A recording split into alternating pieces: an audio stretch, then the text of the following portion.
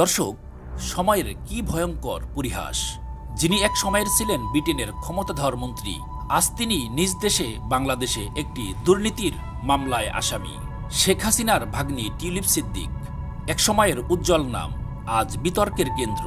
কি এমন ঘটল যার কারণে যুক্তরাজ্যে পদ হারাতে হলো তাকে?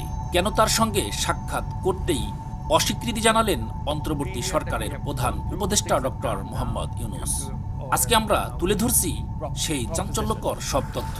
টিউলিপ সিদ্দিক শেখ হাসিনার ভাগ্নি পরিচয়ে ব্রিটেনের লেবার পার্টির রাজনীতিতে অনেক দূর এগিয়েছিলেন। মাত্র ৪২ বছর বয়সে যুক্তরাজ্যের অর্থনৈতিক খাতে দুর্নীতি প্রতিরোধের দায়িত্ব ছিলেন তিনি। গর্ব করে বলতেন, আমি বাংলাদেশ থেকে এসেছি, কিন্তু এখন নিজের পরিচয়ে নিজেই দ্বিধাগ্রস্ত, কারণ বাংলাদেশেই চলছে তার পরিবারের বিরুদ্ধে একাধিক দুর্নীতির তদন্ত। দর্শক, সবচেয়ে বড় অভিযোগ এসেছে রূপপুর পারমাণবিক বিদ্যুৎ কেন্দ্র থেকে। প্রায় ৫০০ কোটি ডলারের অর্থ আত্মসাতের অভিযোগ উঠেছে টিউলিপ সিদ্দিক ও তার পরিবারের বিরুদ্ধে। এছাড়া পূর্বাচলে প্লট বরাদ্দে অনিয়মের একটি মামলায় গ্রেপ্তারি পরোয়ানা জারি হয়েছে তার নামে। ব্রিটিশ মিডিয়াতেও এখন আলোচিত এই স্ক্যান্ডাল। সম্প্রতি যুক্তরাজ্যে সফরে যান বাংলাদেশের অন্তর্বর্তী সরকারের প্রধান উপদেষ্টা ডক্টর ইউনূস। এই সফরে একটি চিঠি পাঠিয়ে সাক্ষাৎ চেয়েছিলেন টিউলিপ সিদ্দিক, কিন্তু ডক্টর ইউনূস সরাসরি সেই আবেদন প্রত্যাখ্যান করেন। এ ঘটনায় ক্ষুব্ধ টিউলিপ বলেন, আমার বিরুদ্ধে প্রমাণ ছাড়া রাজনৈতিক প্রতিহিংসা ছড়ানো হচ্ছে। তবে রাজনৈতিক বিশ্লেষকদের ভাষ্য ভিন্ন।